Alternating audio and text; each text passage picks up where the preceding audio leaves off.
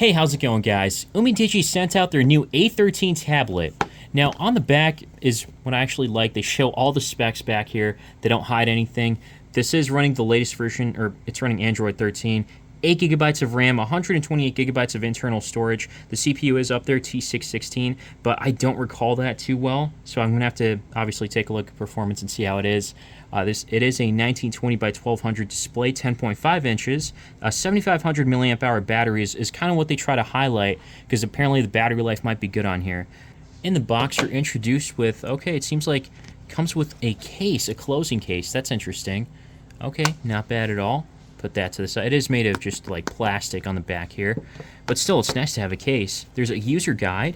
This right here is the wall outlet, USB to USB-C, and this is the voltage on here. And then you got a pin probably to access the micro SD card tray, as well as the USB-C to USB-C cable right here inside. Right off the bat, I've tested out tablets with these type of cases before, and I actually like them a lot because, for one, you can use it as a kickstand just like this, or you can have it down a little bit more.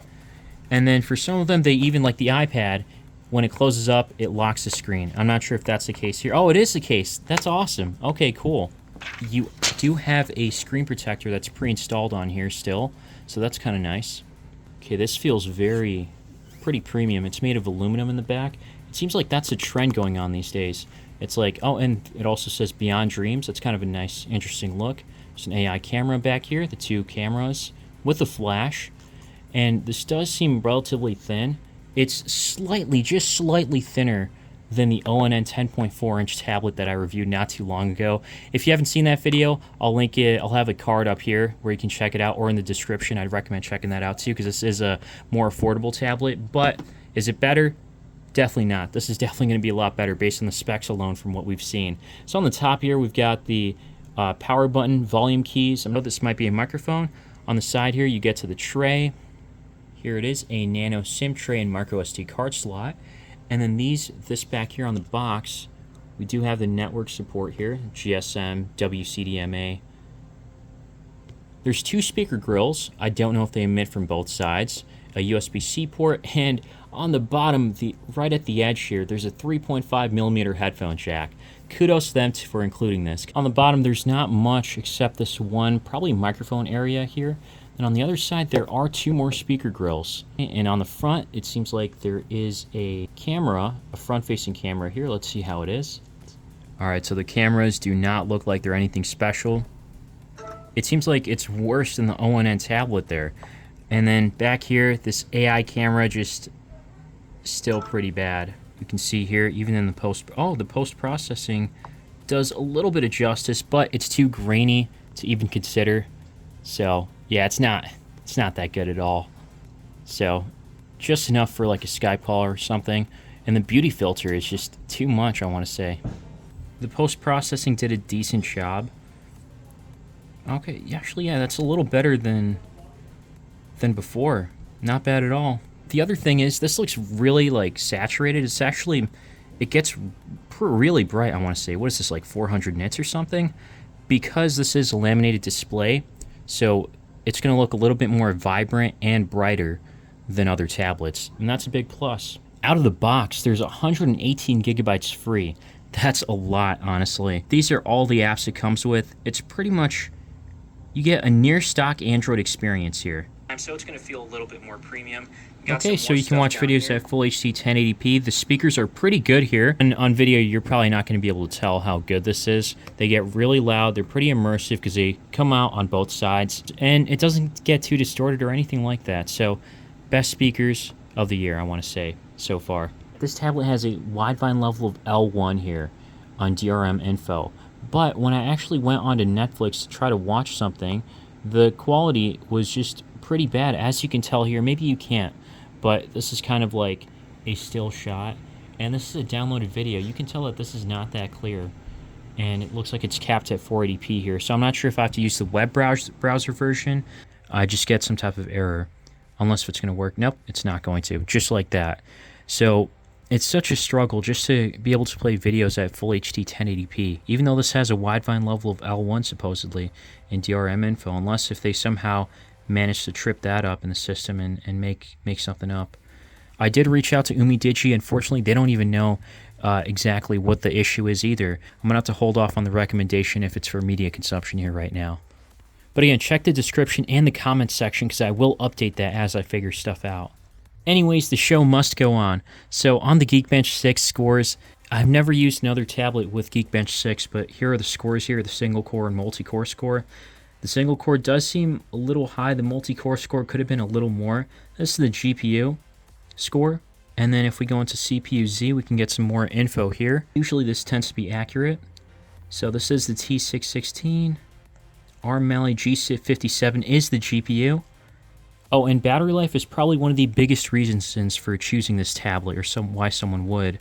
Over here, you can see the battery usage. I'm at 72%. The screen has been on for 3 hours and 16 minutes.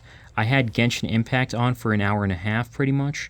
And I guess some other stuff here.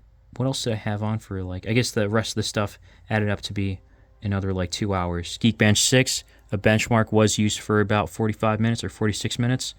So, yeah, this tells me the battery will last you the whole day with more than moderate use, a little more high-end use if need be.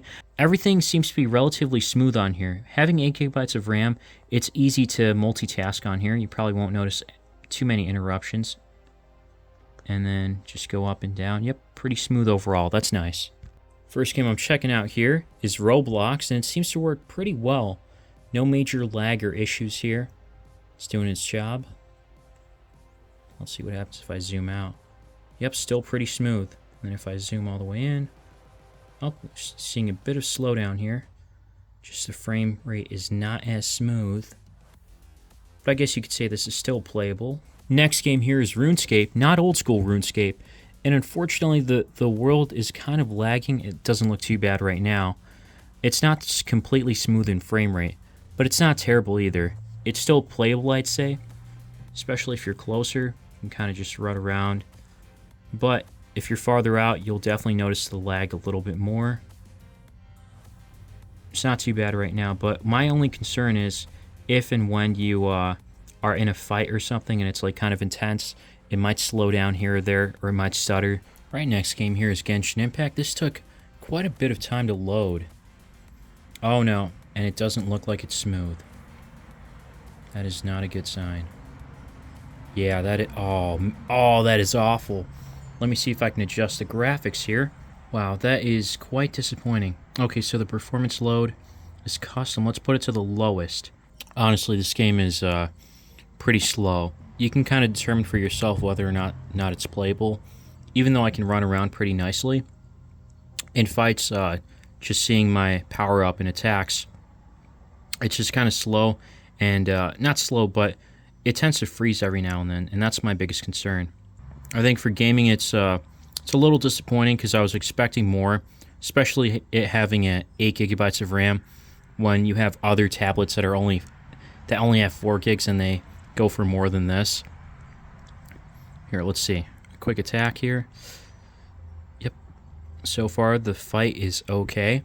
So you can determine this for yourself, like I said. If you think this is playable, then... And if you play Genshin Impact a lot, then I guess this might be something to consider, but keep your options open. I'll get to why I said that in a moment, but the thing is that if you're looking for a device that has a good battery life, because this seems to last quite a while, and something with a lot of RAM for multitasking, then this is definitely an option. It has 8 gigabytes of RAM. But in the market, the other choices are the Surf ONN tablet. This one goes for $150. It has half the amount of RAM, but performance could be better. This is the ONN 11 Pro at Walmart. And I'm going to have a video on this soon, so be sure to subscribe for that, as well as the Fire 11 tablet that came out recently. So let me know what you guys think in the comments down below, and leave a like if you found this video helpful. And as always, thanks for watching.